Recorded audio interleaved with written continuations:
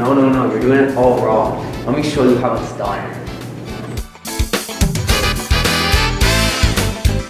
First, line up both your feet about shoulder width apart. Then, place your non-dominant foot ahead of your dominant foot.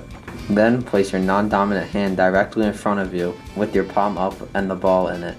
Next, swing your dominant arm back towards the back of your head. Make sure that your elbow is pointing upwards and your hand is at or slightly above your ear. When you make contact with the ball, make sure it's the bottom of your dominant hand and add momentum to your hit by stepping forward with your dominant foot as you serve. And now you know how to serve in volleyball. Thanks for watching. Like and subscribe. Link in bio.